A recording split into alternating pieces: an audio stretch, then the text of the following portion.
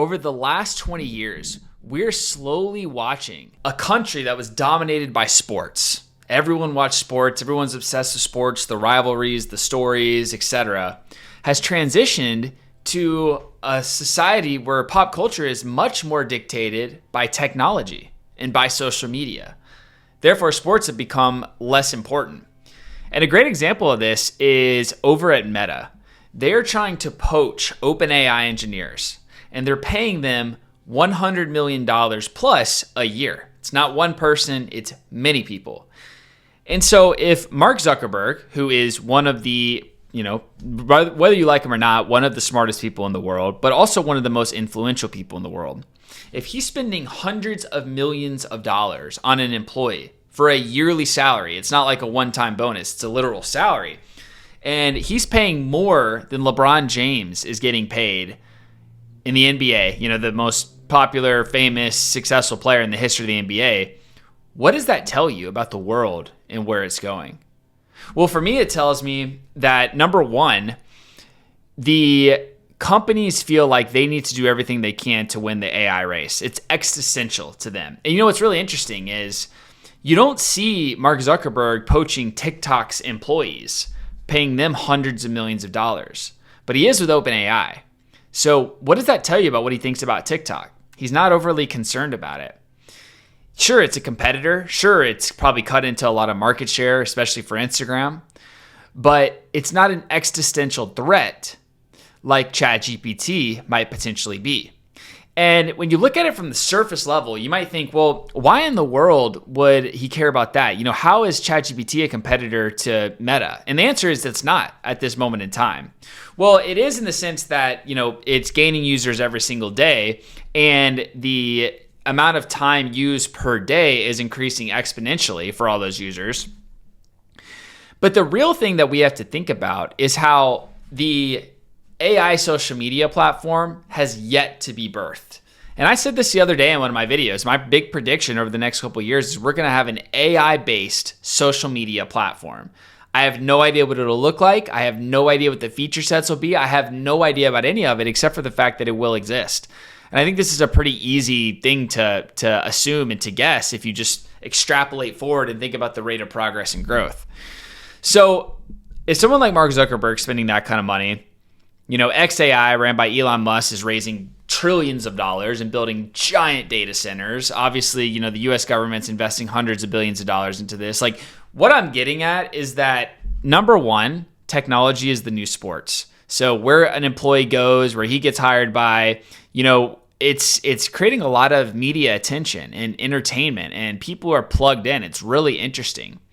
Number two is that AI is going to dominate every layer of society. And you don't have to agree with me. Maybe you've used AI in the past, ChatGPT or one of these tools, and you're like, it's okay. I mean, I like it. It's a nice little helper, but it's nothing crazy. Sure, I'm not going to argue against that. But the question is, what about in 12 months, 24 months? And all you have to do is look at a tool like Midjourney or any video or image creation tool, generative AI tool that creates images. The first video of Will Smith eating spaghetti like 2 years ago looked terrible. I mean, it wouldn't have convinced the dumbest person in the world that it was a real video. However, today it's indistinguishable from reality. You literally cannot tell. Okay, so we're going on this trajectory. There's no ifs, ands, or buts about it, and it is going to be a major part of society. So the question is, what do you do? How do you make sure that this great transition doesn't leave you unemployed and living off government welfare? Because I think it's a big concern from a lot of people that are actually plugged in is that, hey,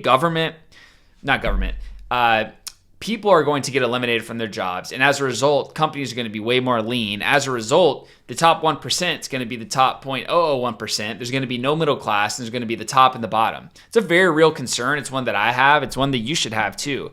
So the question is, how do you protect yourself against the coming changes? Because we follow the money flow, and if you follow the money flow, it's very simple. Okay, AI is going to dominate. What does that mean for me? It means something different for everyone. The only thing that you can do is try to master these tools as much as possible. Because a person that is part human and can master these tools with AI is someone that's dangerous, someone that can actually make a difference in their organization or in their business or whatever it is you're trying to pursue. So the first thing you should do is subscribe to this channel, because I'm talking about all things AI, how it's impacting society, how it's impacting your brains, how you can use it to make more money, how you can build tools into your business or your workflow for your job. The second thing you should do is start using all of these tools, every single one of them. Use ChatGPT, use Gemini, Grok, Claude, DeepSeek, use the generative AI tools, use the image generation and the video creation and the music creation, and just get as involved as you possibly can. Learn how it works under the hood. You don't have to become an engineer or developer, but get under the hood, learn how it works, try to figure that part out. This is the only advice I can give you, because it's the only advice that anyone has. If in 2007, when the iPhone was announced, if people had said, hey, you should think about having a career in social media marketing, you would have been laughed at, because that didn't even really exist. And there's going to be careers in 5 to 10 years from now that you would laugh at me if I said you should consider it, because they don't exist yet. So the question is, what are you going to do to make sure that when that opportunity arises and when it's very clear what that next big paradigm shift is, you can jump on it? That's the key here. And that's what we have to do. Use pattern recognition. Be aware of trends, what happened in the past and what's going to happen in the future. And if you do these things, you're going to be all right. I don't know how it's going to turn out exactly, but I know that that is one thing you can do to make yourself defensible against the against the upcoming takeover of AI. So once again, if you want to learn how to use AI, you want to master it, you want to know more about it, subscribe to my channel, because I'm doing everything I can to arm the population with the tools, the skills, and the resources that they need to be able to fight back when the robots take over.